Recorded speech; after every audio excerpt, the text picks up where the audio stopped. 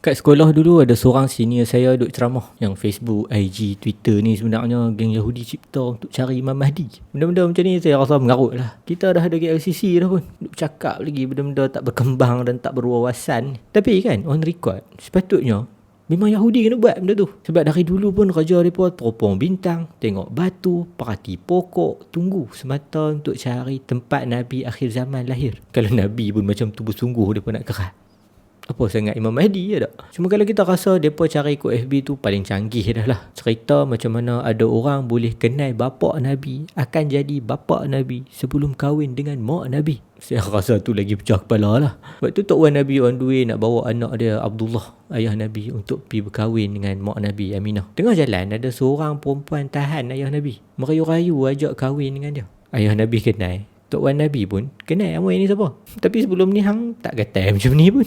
Mungkin sebab ayah Nabi handsome sangat lah kot waktu tu, yang dia merala ajak kahwin. Tapi ayah Nabi reject.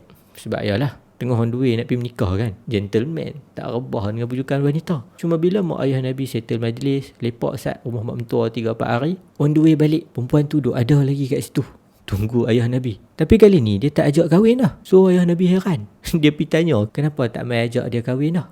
Berani lain macam kan. Perempuan tu kata, sebenarnya hari tu aku nak kahwin dengan hang sebab aku nak cahaya yang ada dekat muka hang. Tapi sekarang cahaya tu dah hilang, dah beralih ke muka perempuan ni, mak Nabi. So aku tak teringin dah nak kahwin dengan hang. Bye bye. Dan tuan-tuan, kita semua tahu cahaya tu cahaya mai daripada mana ya tuan-tuan. So apa yang saya nak relate, kalau perempuan tadi pun ada ilmu yang boleh nampak barang-barang cahaya ni, apa dia puak-puak Yahudi tak tahu? Sebab mereka lagi gila-gila punya mengaji pasal benda ni. Awan ikut Nabi dia tahu, Nabi akan mai ke Madinah pun dia tahu. Langut tengok langit boleh tunjuk mana satu bintang Nabi pun dia tahu. Tapi dia tetap tak boleh bunuh Nabi. Padahal Allah dah bentang segala tanda dan ilmu suara kat dia. Hang try lah.